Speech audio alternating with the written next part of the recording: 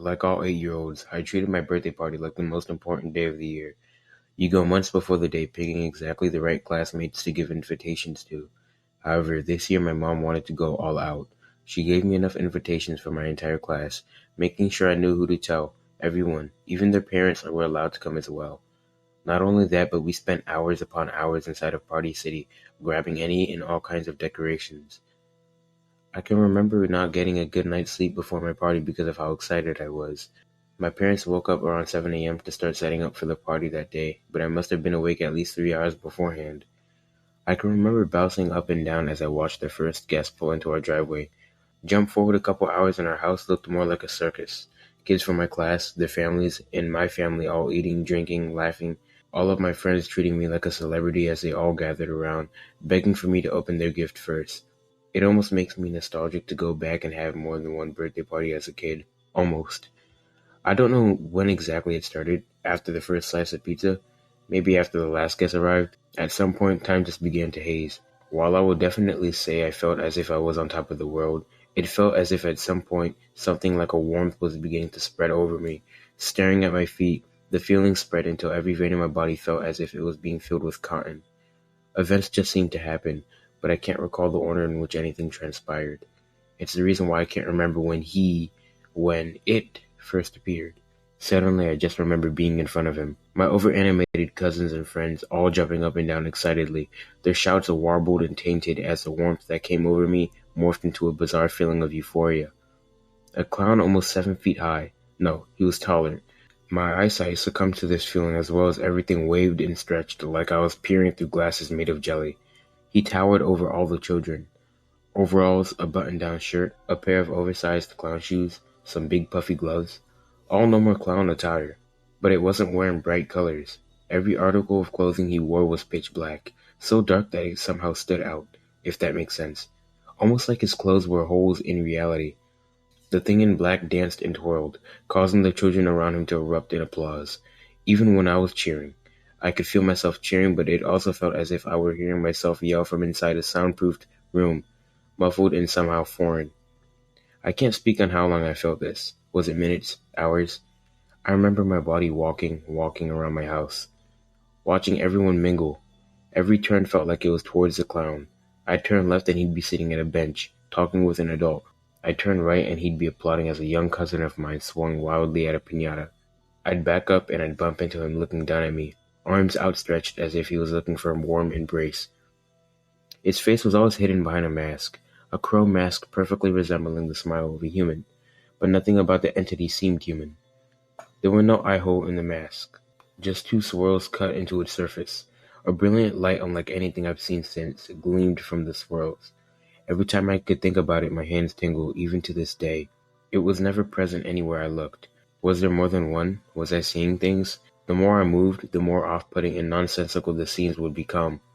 One moment I was watching the clown twist balloons into animals, and next that balloon animal would be biting away at a happy and willing kid, blood covering the animal's head. One second I'd be watching people talk, enjoying food at the party, and the next they'd be stabbing food-covered plastic utensils into each other, all the while smiling, even when those utensils pierced their face. No matter what I saw, the warm feeling that encompassed my body only made me feel blissful. What I remember the clearest was somehow stumbling into my house, perhaps in a desperate escape to escape the never-minding fog, or perhaps it was the call of something unknown. I walked into my family's kitchen and felt the state of my confusion climax. The best way to explain this transition would be if I had been wading through a kiddie pool and suddenly dropped into the deep end. I walked into the kitchen to see the clown in black cradling the bodies of my two classmates, not just their bodies but their entrails. He held both of them in each arm. He rocked them gently. Both of them had been disemboweled, their entrails wrapped around them like a macrame in swaddles. With the carnage in front of me, I should have been afraid for my life. I should have screamed. I should have ran. Instead, I could only smile. It felt as if I was seeing the most beautiful thing I had laid my eyes on. I could only walk closer. I felt a pain spread across my face, and my face moved from a grin far wider than it was capable. My skin stretched gaunt over my face. My eyes pulled unnaturally open, tears forming but not flowing. My eyesight faded in and out until the morbid scene in front of me disappeared. The next thing I know, I'm hanging from a tree. I look up and hundreds of strands of party string are hanging around my hands, tying me to a branch. All around me, my friends and family all cheer and point at me. I look over to the crowd, some covered in blood, some actively bleeding from several wounds. In front of the crowd stood my parents. My dad had his face painted in blood. My mom was smiling, but where her eyes should have been were two gaping holes, leaking a thick rainbow fluid. They hug and smile at me as I feel two icy hands wrap around my neck. I feel them squeeze tighter and tighter. Like a shadow, the thing in black shifts into my vision. Its hands around my neck. I can't breathe, but I stay conscious. I'm smiling, wider and wider, staring into the clown's face. That chrome mask reflects my happy expression, the glow from those spirals overtaking me. I can feel myself slipping somewhere. It is in my mind, and I am sliding somewhere. I feel the clown's grip tighten and tighten until it feels like my neck is the size of a pipe cleaner. And then I'm in my room. No feeling of confusion and euphoria, just me. I'm standing in front of my window and the sun is rising. I remember everything, but it feels like I'm recalling something that happened years ago. I smell breakfast, the sweet smell of bacon in the air, and run downstairs to see my parents in the kitchen. The cleanest the kitchen has ever been, minus the cooking ingredients. My mom turns to me smiling, her face uninjured like it usually is. She tells me she hopes I enjoyed my party yesterday and that breakfast will be ready in just a bit. I nod but turn around and run to the window overlooking our backyard. I can see a few party streamers here and there, but other than that, the backyard has been completely cleared. Was it a dream? Surely it was. But if it was all a dream, why did it all feel so real? As I eat breakfast with my parents, I ask where they got the clown from. They look at each other and then back at me. My dad exclaims that they didn't get a clown for the party yesterday, but if I want one next year, I would just have to ask.